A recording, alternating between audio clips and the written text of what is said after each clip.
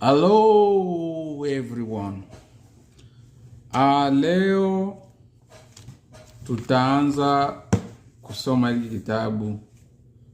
Nafikiria last time tuliongelea mambo ya kitabu kwamba tutakuwa tunajifunza yale mambo ambayo ni ya msingi. Tumalize chapter zote. Tutajifunza kuangalia namna gani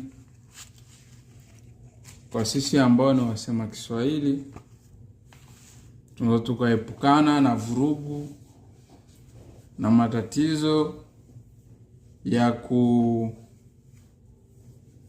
barabara na watu wengine, kwa sababu kati ya vitu ambavyo vinakatisha maisha ya watu ni ajali za magari. Yaani ajali za magari zinaleta mambo mengi, zinawaacha watu vilema, zinaacha familia zinakuwa yatima.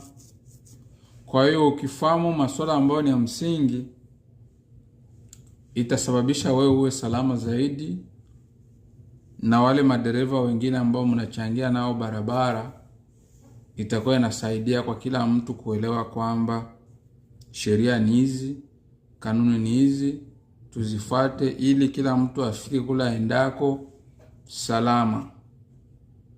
Kwa hiyo chapter ya kwanza inasema Illinois driver's license. Ni namna gani unaweza pata hiyo kitambulisho cha kuendesha gari. Kwenye hii kipengele cha kwanza, license hapa Marekani ziko nyingi. Kuko class A, ile class ya A ama class A.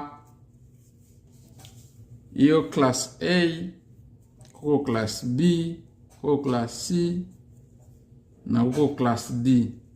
Lakini gari ya kawaida kabisa ama dereva wa kawaida akishamaliza au mtihani akapita akaenda akapewa hiyo kitambulisho ile cha mwanzo kabisa ya kujifundisha, kwa sababu kwenye huu mchakato wa kupata license hapa Marekani mtu unapitia michakato miwili. Mchakato wa kwanza ni unaenda unafanya hiyo mtihani kwenye kompyuta.